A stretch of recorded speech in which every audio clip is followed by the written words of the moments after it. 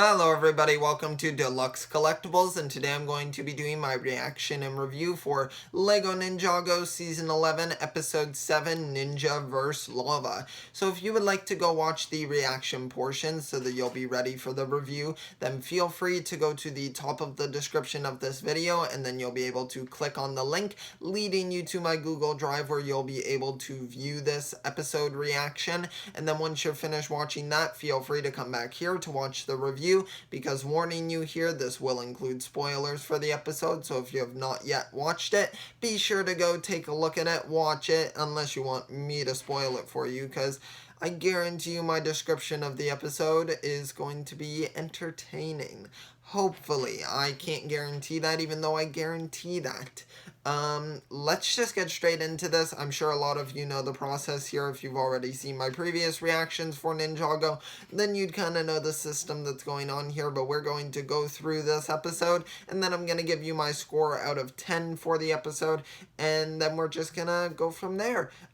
So this episode I felt was pretty good. I did like seeing the aspect of course, how the ninja are escaping this temple. I like how they were able to fill a full 11-minute episode here of that kind of escape. I'm happy that wasn't just something super simple, so I did like that. Some of the jokes in this episode I didn't feel like completely landed, like how they were trying to go with how Jay started by reading Clutch's book, which I find Clutch funny, but I didn't find as much his tips that funny. How he's like doing the vocal exercises and then Jay saying them. I didn't find that absolutely hilarious. I found it kind of funny how Jay was being kind of useless in that aspect, and how it almost got him burnt in the butt, literally because of the lava. But I found the lava really interesting, how it was bringing the other pyro vipers to life, so I did find that really interesting. It's like some sort of kind of magic lava, you could say, or just standard lava has that effect on pyro vipers. Not really the smartest place to keep them in a temple where it's easily accessible to lava.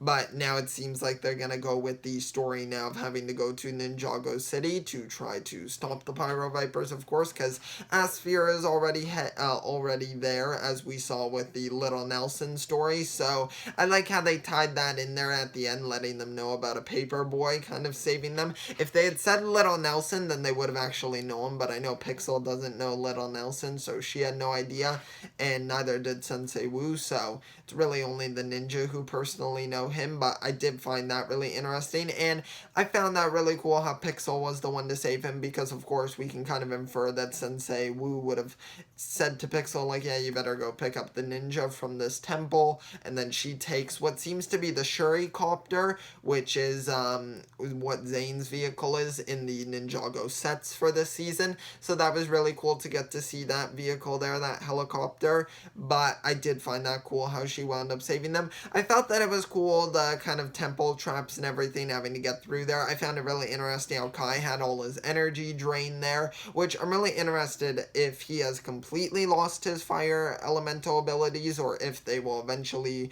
come back to him. Like obviously I know that probably by the end of the season or halfway through he'll wind up getting his powers back once they beat the Pyro Vipers, but I'm just wondering if they'll return any sooner than that, if it's just a matter of they drained him but now he just has to kind of recharge, because he's out of it for the entire episode basically, because he's had all of his energy drained, which leads to some pretty funny comedy of him just getting just physically beat there, and by the end of the episode when he eventually wakes up he's like, why does my face hurt so much? And it's like, well, you slammed it against a lot of walls today. So that was kind of funny. I did like that aspect there, how Kai's just out of it and they gotta kind of carry the team. One big plot hole here, and feel completely free to just let me know if I'm completely wrong here, if I just wasn't thinking of something, or if I missed another point in the previous episode, which really wouldn't be the previous one, it would be more like episode 5, because episode 6 doesn't feature the ninja. But let me know if I'm wrong here about the chains. Couldn't Cole have just used his super strength to just break the chains for them? Because the chains were kind of the main reason why it was kind of difficult for them to escape there, and why they had to come together as a team. I like the aspect of that idea of them being not as well of an oiled machine right now, and them having to kind of come back together. by the end of it, because Nia actually wound up being the one who wound up saving them a lot, because she was at the top of the chain, so she kept having to save them from falling into the lava and everything. But Cole, he uses his super strength once in the episode to lift a trap door for them to get under, which seems to be made of solid like stone there, and he's able to lift that, so I don't know why he's not able to break the chains. It's kind of interesting there. I'm not too sure if that's just a plot hole there. It's not a huge one. It doesn't obviously ruin the episode. They still wind up getting out of the temple, and I like the aspect of that chain leading to some of the comedy there with Kai getting injured a bunch, because logically, if they could have broken the chain, Cole could have easily carried Kai out of there. So I'm not too sure with that aspect of it. And then when they're completely surrounded by the lava, I mean, I don't know how they would have possibly gotten out of there. But Cole's strength obviously wouldn't have helped with that. It would be nice if they could generate their energy dragons, but it seems like that's not really a thing in the show anymore, so that's kind of interesting. It's more physical dragons now, not as much spiritual dragons. But I found that just to be a little bit of a plot hole there. But overall, I did enjoy the episode. I liked, once again, how they were able to fill that 11-minute block. I was kind of disappointed to see that Clutch just kind of ran off and just didn't help them at all. He didn't wind up coming back. At least he told little Nelson, kind of let him know, but it really wasn't like him going out of his way to do that. He just happened to wind up landing there right beside where their paper route was, so it just kind of wound up working out there. So I don't know if they'll wind up bringing back Clutch powers. It seemed like it might have been more of a one-off situation. Maybe we'll see him in the background at some point or something like that. But I don't think he'll be a focal point of any episode again. Unless they do another scenario like this of escaping. Or unless maybe they meet up with him once they get to Ninjago City. Because I'm not too sure where Clutch will wind up going. Because he doesn't really live in Ninjago City, it seems. Because he was on the outskirts. So who's to say he's not just going to abandon Ninjago City and go and hide out again. So that might be something that they go with there, because he didn't want to even explore the temple in the first place. So it was the only reason was for his own goals of not having his membership revoked from the Explorers Club.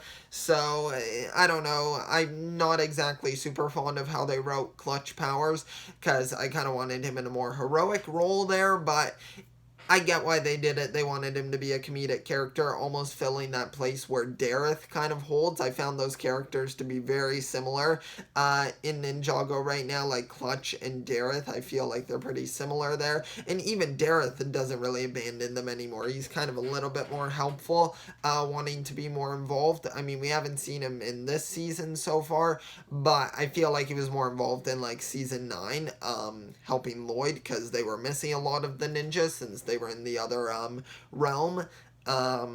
So, I don't know, it's a little bit odd there just with Clutch's character there. Let me know what you think of his character. Do you like how they wrote his character, or were you kind of like, yeah, I kind of see what you're saying there. He's a little bit too goofy. I would have liked some more seriousness to him. And we don't really get any explanation to the eye patch. I think we can all assume that it's just he's using it because he's trying to look kind of cool and like he's been hardened from battle and just from his journeys. But really, it's just a fake eye patch at the end of the day.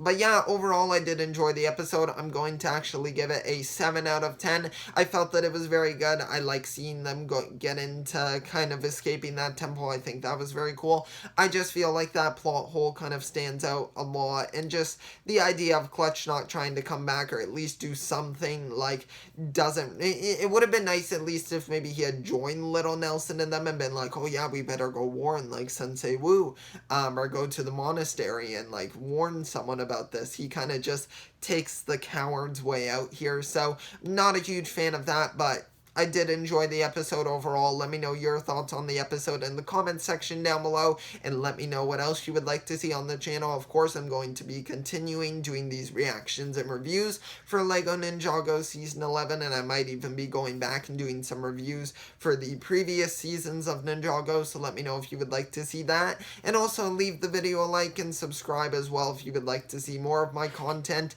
and want to support the channel. I really appreciate any support you can give. thank you so much for supporting the channel if you do.